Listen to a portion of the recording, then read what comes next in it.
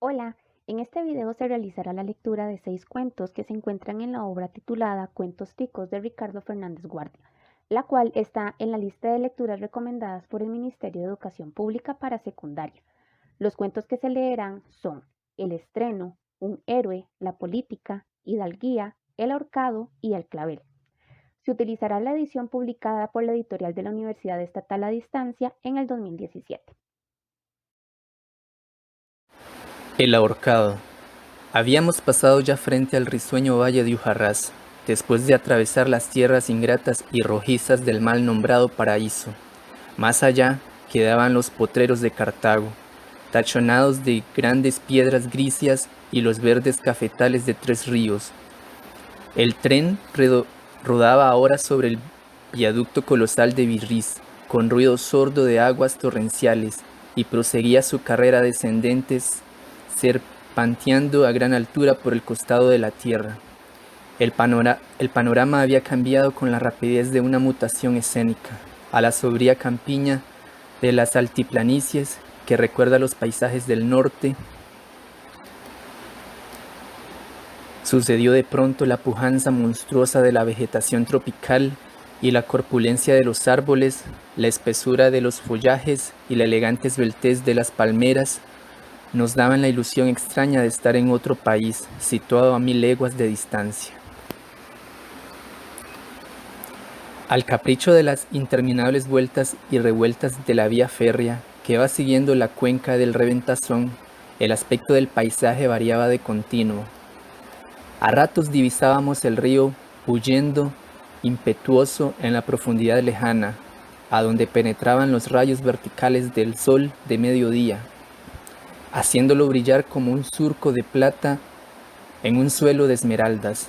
2 minutos después era la majestad silenciosa de las montañas, limitando el horizonte en forma de anfiteatro gigantesco, o el misterio del abismo que se abría a nuestros pies amenazador. Mi vecino de asiento, que notó la admiración que me causaba este espectáculo pintoresco, suspendió la lectura de un periódico para decirme: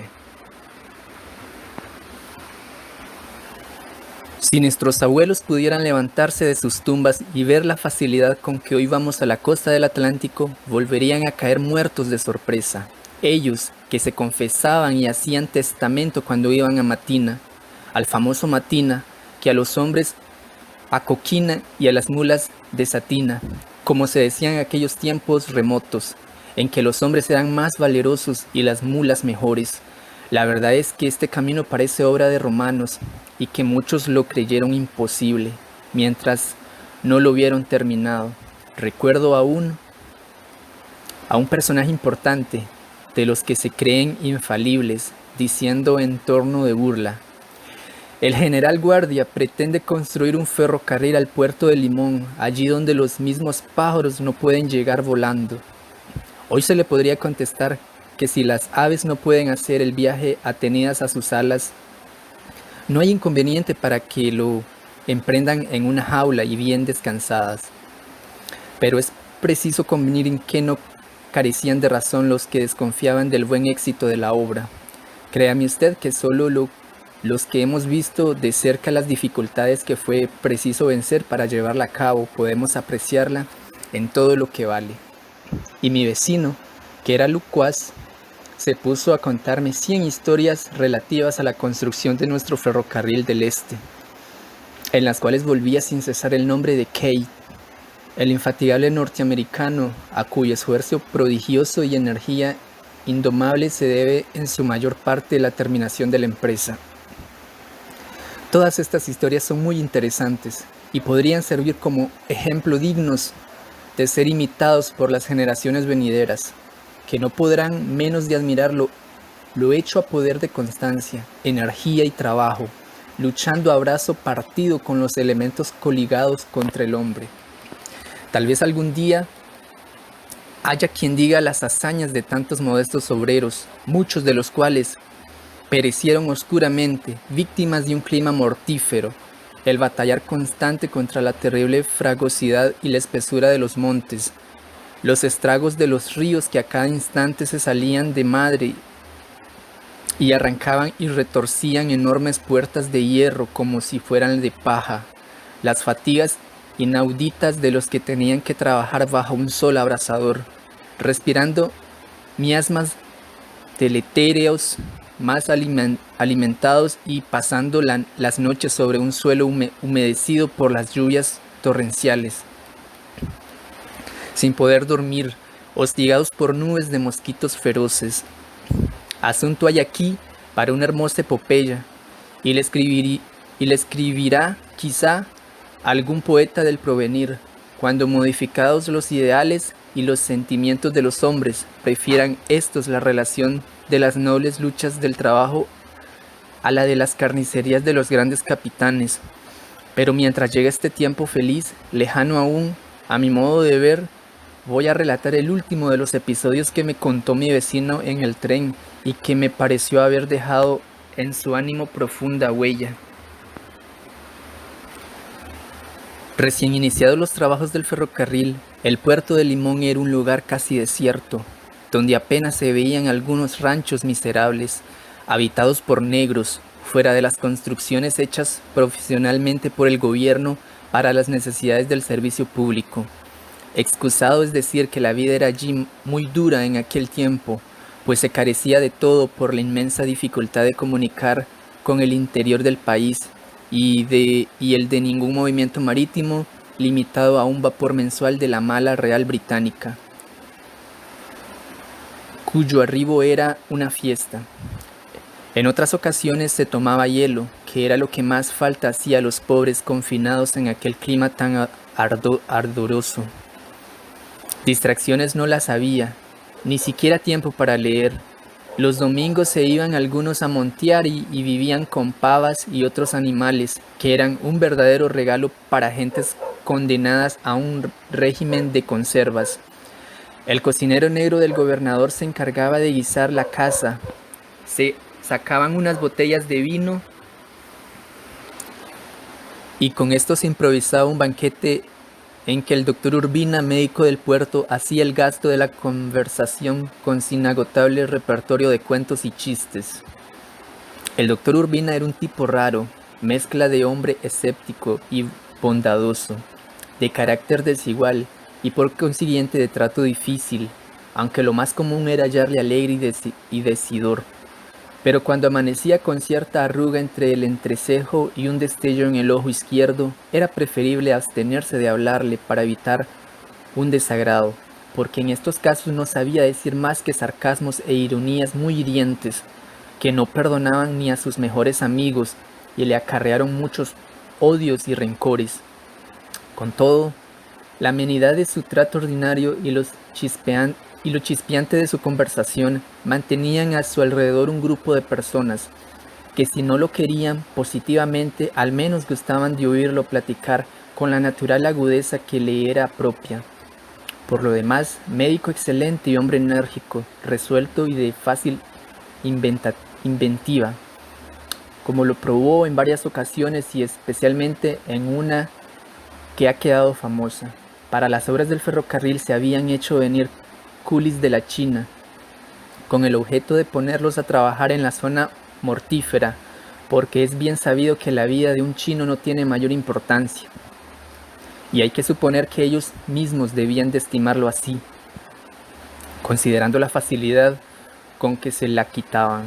En efecto, no había día en que no amaneciese algún hijo del celeste imperio colgado de un árbol, para envidia de sus compañeros, que a pie juntillo lo creían resucitado a orillas del Huangho, el famoso río amarillo, y embelesado en la contemplación de las frágiles pagodas del país de Confucio, lejos del aborrecido capataz que los obligaba a trabajar. Esta manía del suicidio, a que los llevaba la nostalgia y la pereza, fue tomando entre los culis alarmantes proporciones y hubo que pensar muy seriamente en la manera de ponerle término. Con este objeto se ensayaron varios medios, pero todos fueron ineficaces.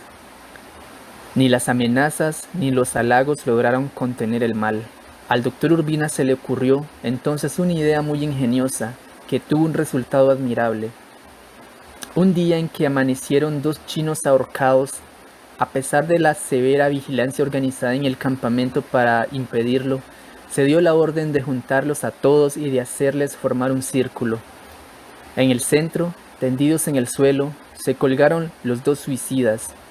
Apareció entonces el doctor, grave y solemne, y sacando del estuche un bisturí en un periquete y a vista de los culis horrorizados, desorejó los cadáveres y les cortó la trenza.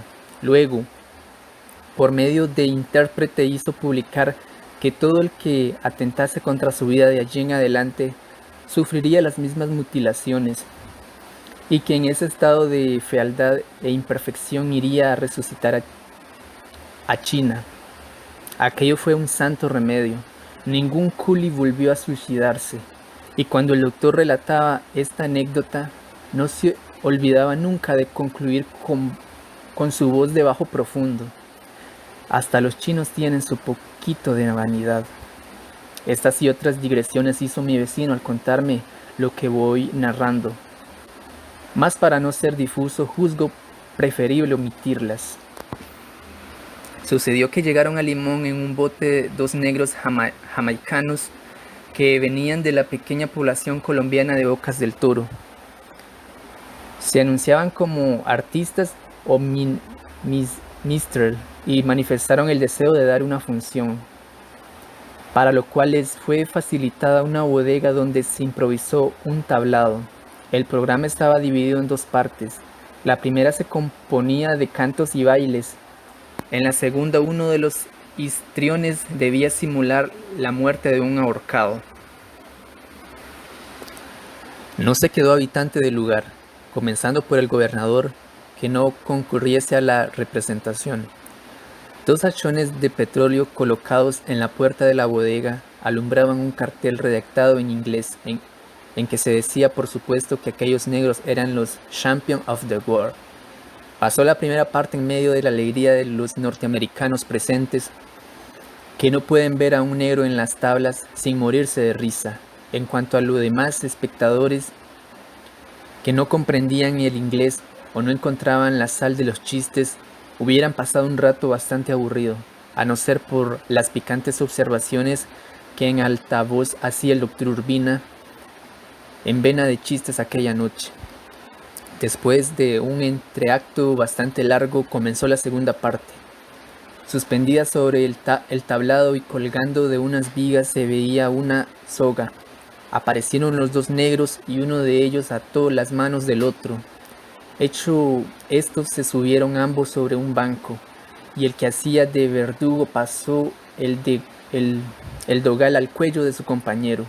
Cuando todo estuvo listo, el negro ejecutor pronunció un discurso que debía de tener mucha gracia a juzgar por las risas de los yanquis.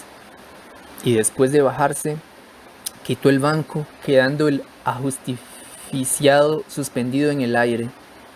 Hubo un crujido de la viga y el cuerpo se balanceó en el espacio.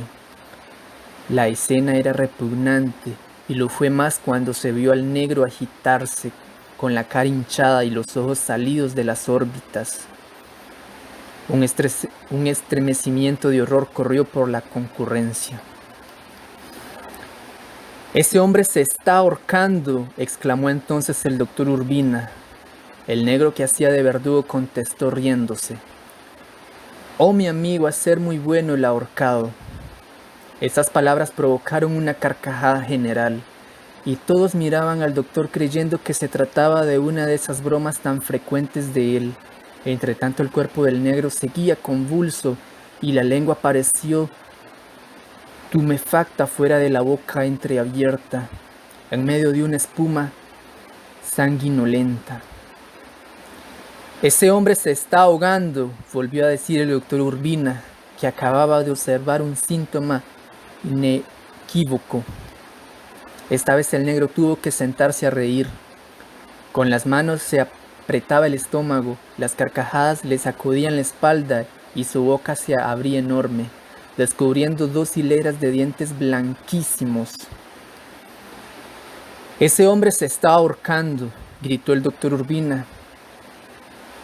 abalanceándose al tablado.